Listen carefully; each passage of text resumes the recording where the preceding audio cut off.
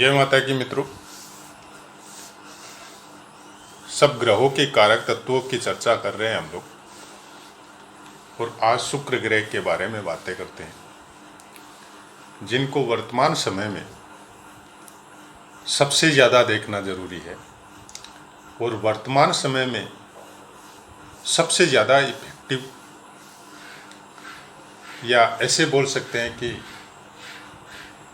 कलयुग में सबसे ज़्यादा अगर कोई सुखों के कारक है तो वो शुक्र को ही देखते हैं लोग। क्योंकि आज के समय में हर इंसान भोगी है।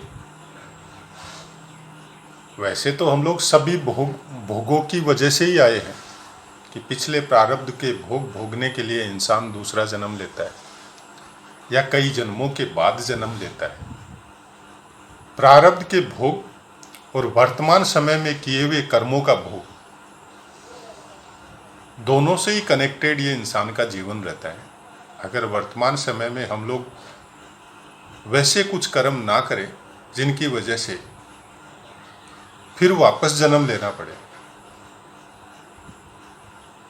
तो फिर मोक्ष की प्राप्ति होती है। और उसमें भी शुक्र का योगदान महत्वपूर्ण है।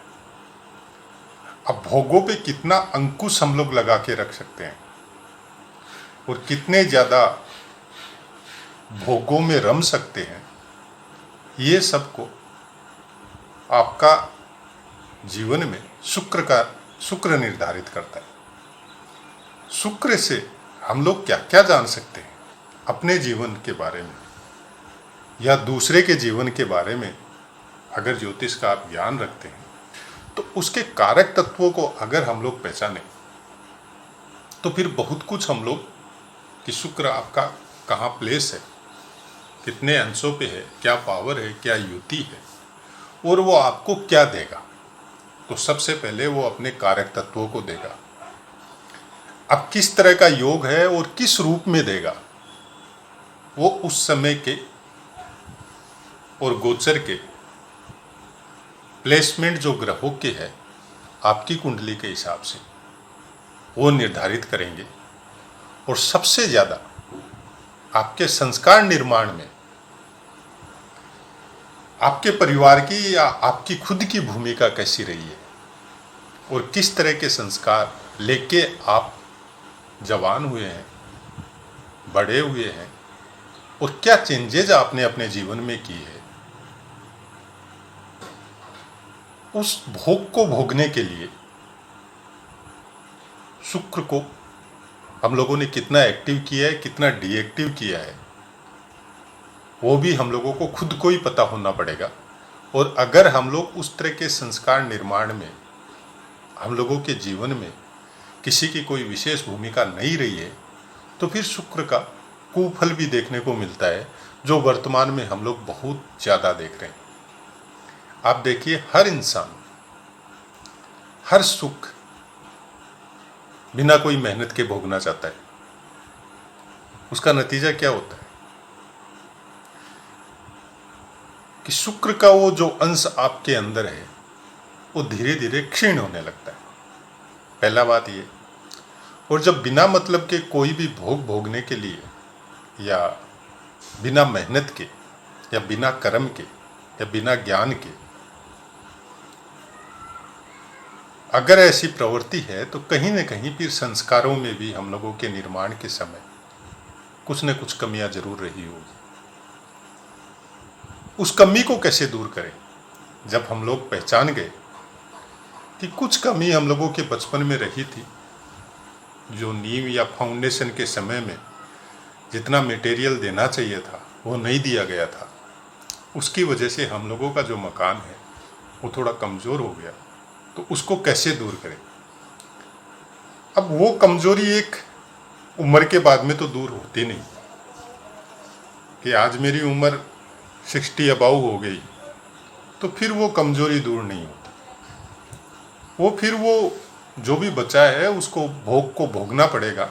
हाँ, लेकिन एक बात है, उस समय में भी अगर पता होता है कि ये कमियां थी बचपन में मेरे साथ, अगर पता चल जाता है तो आदमी फिर ईश्वर की भक्ति या उससे कनेक्टेड कर्म उस उम्र में करने लगता है तो भी बहुत कुछ चेंज आने वाले समय के लिए निर्धारण हो जाता है इंसान का। तो वैसा ही कुछ है शुक्र के विषय में। विवाह, इनकम, स्त्री, ब्राह्मण, शुभ, भार्या, रति सुख, खटाई, पुष्प, आज्ञा, यश, यौवन, अहंकार, वाहन, चांदी, दक्षिण पूर्व की दिशा, नमकीन, तिरछी नजर से जो हम लोग देखते हैं किसी को, राशि वृत्ति, दृढ़, मोती, सुंदरता संबंधी वस्तुओं का क्रय विक्रय या प्रेम की बातें, जल से संबंधित स्थान, हाथी, घोड़ा, कविता, नृत्य, युवावस्था, गीत, भोग, स्त्री सुख, रसिकता, तैराकी, भाग्य, सौंदर्य, सुकुमारता, राज्य, इत्र, वाणी, बांसुरी, विनोद, सुंदर चाल और समस्त ऐश्वर्य, अंगों से सुंदर, बहुत थोड़ा खाने वाला, बसंत ऋतु, भूषण, पूर्वाभिमुखता मतलब पूर्व की तरफ मुख करके देखने वाला या बैठने वाला, नेत्र, सत्य बोलने वाला, कलाओं में निपुण, जल में खेलने की इच्छा रखने वाला या खेलने वाला, गाने बजाने तथा नाटक की सजावट, काम क्रीड़ाओं में आसक्ति, शरीर, सम्मान, श्वेत वस्त्र, अभिनेता के या एक्टिंग के गुण, मालिक, पार्वती या लक्ष्मी की पूजा करने वाला, मृदुलता, बहुत थकावट या कमजोरी, दिन में माता से के कार्य करने वाला, माता के कार्य करने वाला। जैसे आप घर में बड़े हैं और माता अस्वस्थ हो गई या माता अपना वर्किंग कर रही है तो आप भी उसमें हाथ बटाते, ऐसा कुछ। काव्य आदि की रचना, चतुर, काले बाल, अंग, मंत्र, मध्यांतर के समय मतलब जो दिन के मिडिल का जो समय होता है, सप्तम स्थान के विषय में रहस्यपूर्ण बातें या उसके विषय में कुछ विशेष जानकारियाँ, जैसे स्त्री सुख हो, काम सुख हो, स्त्रियों से कनेक्टेड बातें हो। रात्रि को शुक्र का निरीक्षण करते हैं जब हम लोग उसमें आसमान में, तो पता चल जाएगा कि शुक्र की चमक और शान दूसरे ग्रहों से कुछ अधिक होती है। इसी सुंदरता के लिए शुक्र बहुत ज्यादा फेमस है। शरीर में सुंदरता, मुख में माधुर्य देखना हो तो कुंडली में शुक्र की स्थिति का अध्ययन करना इसीलिए जरूरी होता है। सुंदरता के कारण प्रत्येक उस पदार्थ से शुक्र का संबंध ज्योतिष में माना गया है। सुंदरता को बढ़ाने के लिए आज के जो वर्तमान समय के जो सामान है वो सब शुक्र से कनेक्टेड है। उसका आप क्रय विक्रय कर सकते हैं, उसका आप यूज कर सकते हैं। आप स्त्री है पुरुष है वो बाद का मैटर है, लेकिन वो जो सामान सुंदरता बढ़ाने के लिए जिनका भी शुक्र अच्छा है वो दोनों करते हैं, या वो उसका व्यापार भी कर सकते हैं। प्रत्येक वस्तु जो उत्तम हो और सुंदर हो उस विषय में या उस वस्तु में विशेष रुचि शुक्र संबंधित जातकों की होती है। सांस्कृतिक कृत्य हो, गाना बजाना, नाचना, चित्रकला और जैसे सिनेमा वगैरह है, एक्टिंग वगैरह, तो ये सब में जब हम लोग देखते हैं कि पुरुषों से ज्यादा स्त्रियों का वो जो पार्ट होता है वो ज्यादा होता है। मतलब स्त्रियां ज्यादा है इस लाइन में, सुंदरता से संबंधित या एक्टिंग से संबंधित, नाच गाने से संबंधित जितने भी कार्य हैं उसमें स्त्रियों का बहुमत होने की वजह से इनको स्त्रियों का कारक भी बोला जाता है। और शादी विवाह में पुरुष अगर है तो उसकी स्त्री कैसे होगी उसका भी निर्धारण शुक्र से होता है। और लड़की की कुंडली में उसकी सुंदरता कैसी होगी, उसका चाल चलन कैसा होगा, उसके संस्कार कैसे होंगे, उसका निर्धारण भी शुक्र करता है। लेकिन पति का निर्धारण जो है वो गुरु करेगा, लड़की की कुंडली कि पति कैसा होगा। सुंदरता से आप बहुत जल्दी आकर्षित होते हैं, ये एक इंसान का स्वभाव है। सुंदर कोई भी वस्तु हो, इसमें कोई स्त्री का कोई मतलब नहीं है। सुंदरता हर वस्तु की होती है, हर सामान की होती है, हर वातावरण की होती है। आपको कौन सी सुंदरता प्रिय है, वो सबका कारक शुक्र है। अब उसमें अगर सुंदरता हम लोग इंसानों की देखें या जीवों की देखें, जीव भी बहुत सुंदर सुंदर होते हैं। आपकी दृष्टि कैसी है वो आपके ऊपर निर्भर है कि आपका शुक्र कैसा है, किस योग में है। सुंदरता भगवान में भी बहुत है, देवियों में भी बहुत है। शुक्र संबंधित या शुक्र अच्छे योग संबंधित जातक जितने भी हैं, वो अगर इष्ट देव जिसको भी बनाते हैं, वो घर की वातावरण की वजह से हो सकता है वो शिव पूजा करते हो, विष्णु पूजा करते हो, लेकिन धीरे धीरे वो देवी से कनेक्टेड पूजा में ज़्यादा इंटरेस्ट लेने लग जाते हैं और उसमें भी वो लक्ष्मी पूजा ज़्यादा करते हैं, लक्ष्मी की आराधना ज़्यादा करते हैं। और अगर उस आराधना में वो लग गए या वो करने लग गए तो बहुत जल्दी उनको फल भी मिलता है। और शुक्र का अगर खराब फल मिल रहा है तो वो भी ठीक होता है। शुक्र संबंधित जातक अगर शुक्र से कोई पीड़ा मिल रही है तो मैं यही सजेस्ट करूंगा कि आप माता की पूजा कीजिए। माता में सब आती है, आप उसी रूप में पूजा कीजिए। आप लक्ष्मी रूप में कीजिए, कोई उसको दुर्गा रूप में करता है, कोई वैष्णो के रूप में करता है। तो माता सब ऐसे समान ही है, उनके रूप अलग अलग है। आपको जो रूप पसंद आता है उस रूप में पूजा कीजिए। और लक्ष्मी रूप में अगर आप पूजा करने जाएंगे तो आपको कुछ ज़्यादा उसमें आनंद की अनुभूति होगी। ये शुक्र संबंधित जातकों की बातें हैं जिनका भी शुक्र बहुत ज़्यादा एक्टिव होता है या बहुत ज़्यादा योग कारक है। भोग के ग्रह होने की वजह से भोग्य सामग्री पे भी शुक्र का ही अधिकार है। जैसे आपको खाने का बहुत अच्छा शौक है, आप अच्छी अच्छी चीज़ें बना के या बनवा के खाने के मामले में अगर शौकीन है, चाहे थोड़ा ही खाओ, तो आपका शुक्र अच्छा है। भोग संबंधी जितनी भी चीजें हैं जिनसे भी शरीर को और मन को आनंद मिलता हो, वो सबका कारक शुक्र है। अब शुक्र अगर आपका योग कारक है और अच्छे ग्रहों से युति बना रहे हैं, तब तो वो आपको बहुत ऊंचाई तक लेके जाएगा। लेकिन अगर भोग कारक है और भोग से कनेक्टेड ग्रहों के साथ युति बना रहा है, जैसे शुक्र मंगल का योग, शुक्र सूर्य का योग, शुक्र राहु का योग, तो फिर वो आपको पतन की तरफ भी ले जा सकता है। हाँ, भोग तो भोगेंगे, सुख के संसाधन भी बहुत रहेंगे, आप बहुत बड़े धनी, नामी गिरामी पैसे वाले बन सकते हैं। लेकिन उन भोगों को भोगने की वजह से, जिनको हम लोग बोलते हैं ना कि जैसे शरीर अस्वस्थ हो गया, कुछ भी खाने के लायक इनकी हालत नहीं है, किडनी में वीकनेस है, हार्ट में वीकनेस है, बाकी सब चीज़ों में वीकनेस है, कोई भी भोग नहीं पा रहे हैं।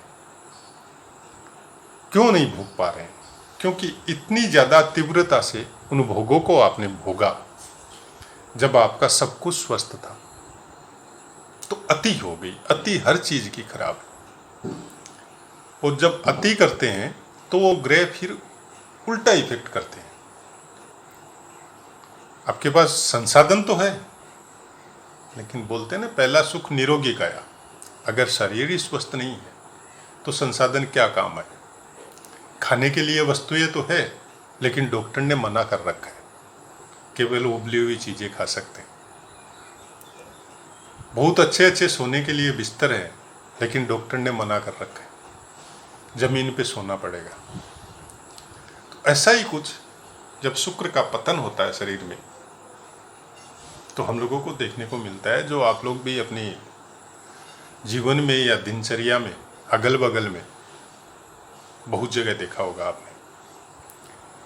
शुक्र अगर योग कारक ग्रहों से अच्छी युति बना लेता है, जनरली शुक्र, मंगल, बुध और सूर्य एक दूसरे के आगे पीछे या एक दूसरे के साथ ही रहते हैं। अब किस तरह की युति कौन से भाव में बना रहे हैं, ये उस समय की परिस्थिति या उस समय के गोचर पे डिपेंड करता है। लेकिन मेरा कहना, मैं हर वीडियो में बोल रहा हूं, मेरा कहने का मतलब यही है कि कोई भी ग्रह जो आपको जो फल देगा, उसमें संस्कारों का निर्माण, फाउंडेशन अगर मजबूत हो,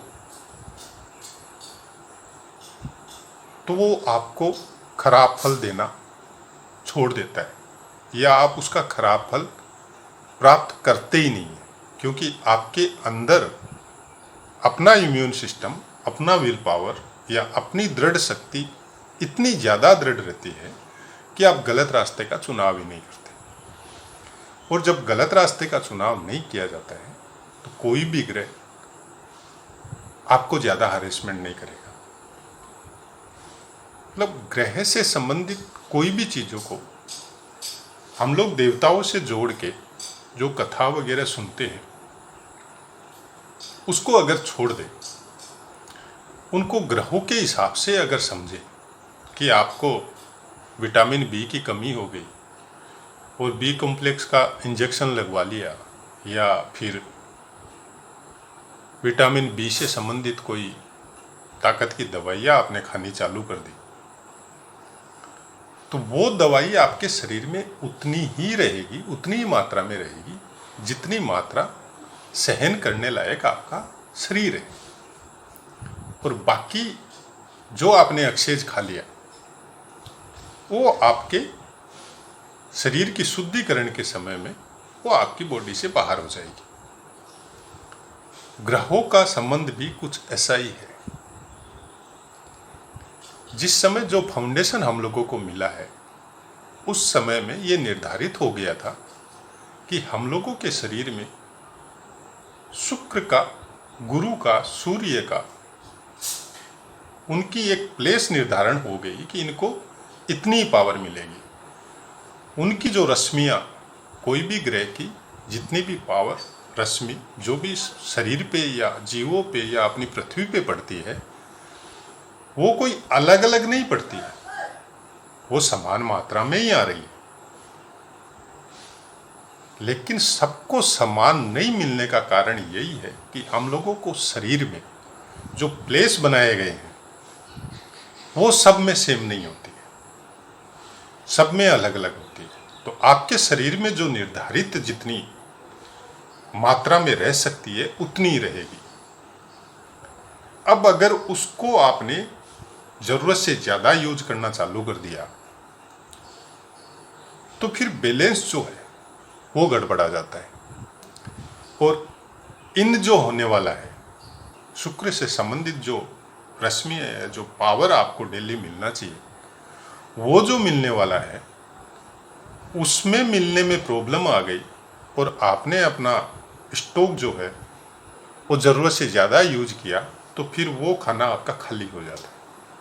और वो खाना खाली होने के बाद में आपकी सब ग्रहों के पावर में फ्लक्चुएशन कर देता है। मतलब बॉडी का कोई स्ट्रक्चर अगर यूजलेस हो जाए, आप उसको इस तरह से समझे कि आपके हाथ का अंगूठा डिस्टर्ब हो गया, तो आप कोई भी सामान को ठीक से नहीं पकड़ सकते, मुट्ठी नहीं बांध सकते। कोई भी वर्क करते हैं या जहां हाथ से लिखना पड़ता है, वहां पे आपकी अंगुलियां ठीक से काम नहीं करेगी, कंपन चालू हो जाएगा, क्योंकि अंगूठा साथ नहीं दे रहा है। अंगूठा सब अंगुलियों की जान होती है। या फिर ऐसे समझ सकते हैं कि शरीर का कोई अंग निर्बल हो गया, तो पूरे शरीर का जो स्ट्रक्चर है उसमें इफेक्ट होता है। ऐसा ही कुछ ग्रहों के साथ भी होता है। तो आप उस समय या वर्तमान समय में या पुराने समय में यही अंतर है कि पुराने समय में हम लोगों के घरों के संस्कार ऐसे थे कि उस समय की जो बातें या जो नियम परिवारों में या समाज में, गांव में जो बनाए गए थे, उन पे स्ट्रिक्टली चलते थे लोग। उनको ये पता नहीं था कि क्यों चल रहे हैं, लेकिन उनको ये पता था कि मेरी माँ ने, मेरी दादी ने बोला है तो मेरे को ये करना है, क्योंकि बुजुर्गों में पूरी आस्था थी और उनकी बातें मानी जाती थी। उसकी वजह से वो संस्कार निर्माण हम लोगों को जब फील्ड में आना होता था उपार्जन करने के लिए या अपना कर्म करने के लिए, तो वो हम लोगों को काम आता था उस समय। आज भी अच्छे संस्कारित बच्चे जब अच्छी अच्छी कॉलेजों में या हाई फाई कॉलेजों में जब पढ़ने जाते हैं, तब उनका हंसी मजाक उड़ाया जाता है, क्योंकि वो उनके संस्कार आजकल के समय के, प्रेजेंट समय के, वर्तमान समय के जो शहरों के संस्कार बहुत अलग है। तो वो जो बच्चा आता है उसके अगर विचार या अपने संस्कारों पे अगर दृढ़ता है तो कुछ समय तो वो तकलीफ भोगेगा, फिर आप लोग उसका अनुकरण करेंगे। लेकिन अगर ग्रहों की कमी की वजह से दृढ़ता नहीं है तो फिर वो धीरे धीरे अपने संस्कार छोड़ के फिर कुसंस्कारों में पड़ना चालू हो जाता है। तो संस्कार तो अच्छे मिलते हैं, लेकिन धीरे धीरे इंसान फिर वर्तमान समय की परिस्थिति के हिसाब से अपने आप को ढाल लेता है।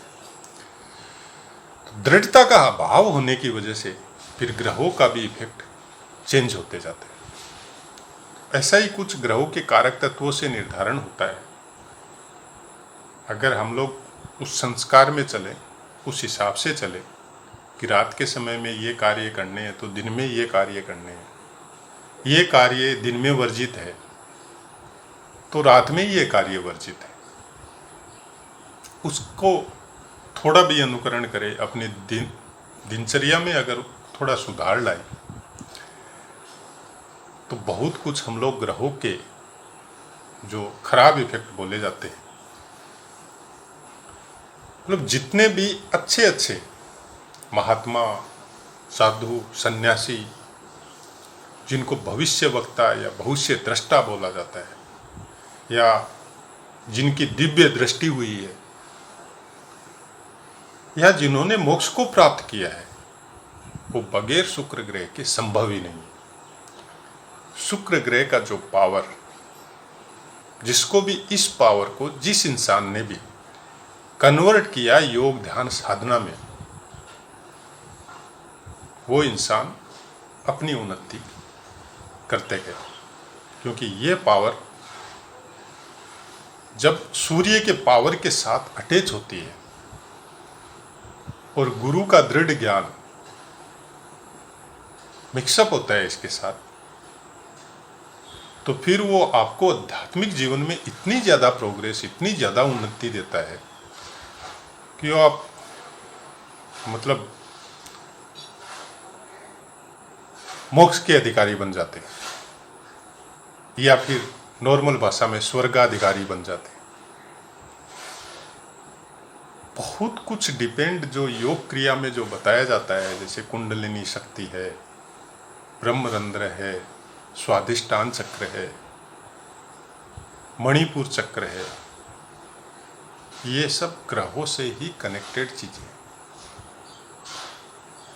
शुक्र एक्टिव वाले जातकों को जल्दी से इन चीज़ों में इंटरेस्ट नहीं आता है, लेकिन अगर संस्कारों द्वारा बचपन से ही बच्चे को हम लोग अगर योग ध्यान साधना में लगा दें कि हम लोगों को पता चल गया इसका शुक्र उच्च का या इसका शुक्र लग्न में बैठा है, स्वक्षेत्री है और सपोज मंगल के साथ बैठा है, तो बहुत ही ज़्यादा एक्टिव है।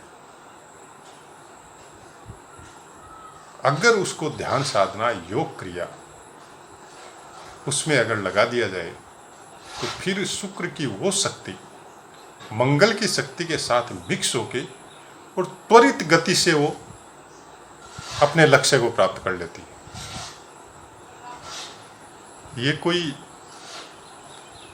मतलब कोई बोली हुई या कोई बताई हुई मेरी बातें नहीं है, शास्त्रों में वर्णित है ऐसी बातें।